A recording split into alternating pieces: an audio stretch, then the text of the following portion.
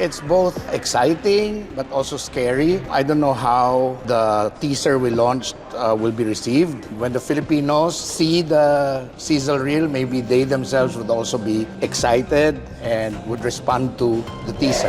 I'm surprised that you know how universal films are, that even without you, your films travel and people see it, people remember the film, and people remember the filmmaker behind it. The first movie, BuyBust, was just a movie. That's it. There was no intention. There was no intention to extend it. And then the pandemic happened, and then everyone moved into streaming. Netflix approaching us about, why don't we do a series on BuyBust?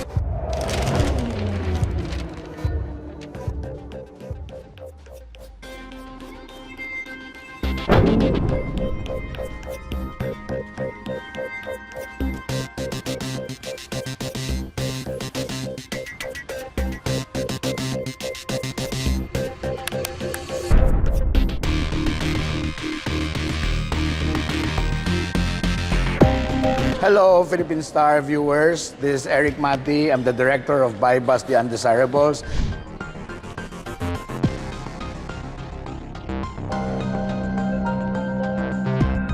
You know, it's both exciting but also scary. I don't know how the teaser we launched will be received. There's no story in it, so we just compiled, you know, the visuals that could best describe the series. And judging from the reception, it felt like they actually responded to it, and they like it. And I hope that it goes beyond Yogyakarta, and when the Filipinos see the sizzle reel, maybe they themselves would also be excited and would respond to the teaser.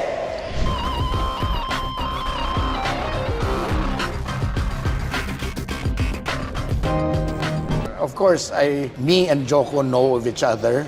You know, I know his films, and he's seen his films. We've worked together in several projects. And sometimes you just think, I haven't been to many festivals lately, right? After Venice, I barely moved from one festival to the next. And I'm surprised that, you know how universal films are, that even without you, your films travel and people see it. People remember the film, and people remember the filmmaker behind it. And I'm happy that they responded to us.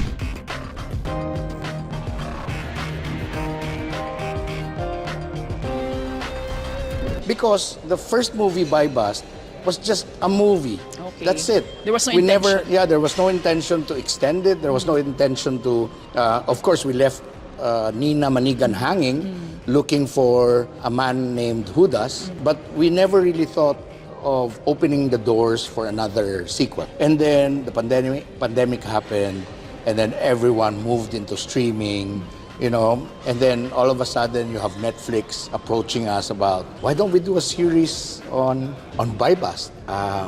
And at the start, me and my wife, Michiko Yamamoto, and Don, when we sat down and thought of, is it possible to really do a sequel to BuyBust? And we realized, yes, it's possible, because all we need is Nina Manigan, the character of Ann Curtis.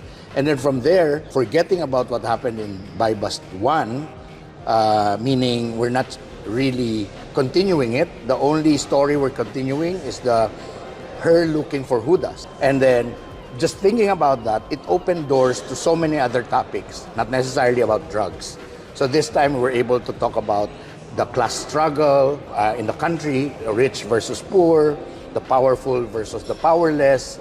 And when we started thinking that way, it came up with a more original, more exciting BuyBust story that we could tell for 9 episodes. And there's enough room by changing the world, doing a dystopian story, and then dividing the capital, and then Matungao, having a prison island with characters around it. It became like a very exciting world that we can explore over and over and over again. And 9 episodes isn't even enough, right? At the end of it, we had to take out other plots. Oh, okay, let's keep it lean and mean.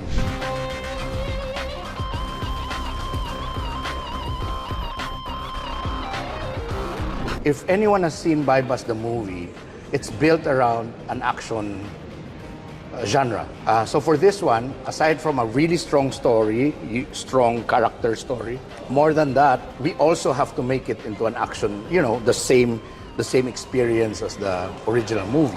And with that one, we got ourselves a new fight instructor. He's a guy I met him when he saw the first movie when we launched it in New York. His name is Raf Kayanan, and he trains Hollywood actors for knives, for fighting, but it's particularly sayok, which is a Filipino martial arts. And sayok, not a lot of people know this, but sayok is being used by Navy SEALs. So he trains the Navy SEALs.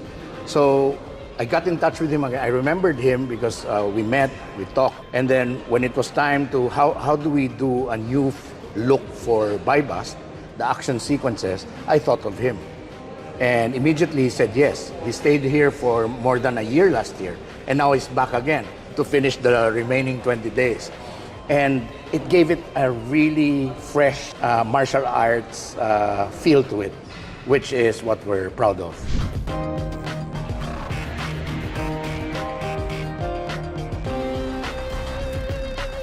BuyBust, unlike my other movies, it's hinged on a really strong story. With BuyBust the movie, my only goal was to make an experiential film or something visceral, wherein the plot is paper thin. It's a group of drug agents who go into a barangay and then they get attacked by people from all sides, the citizens of the barangay, the drug dealers, etc. Because I just wanted to be non-stop, heart-pounding, pretty much like a zombie movie, but without zombies. So partly I thought of it as a horror movie. So with this one, it also has that kind of feel to it.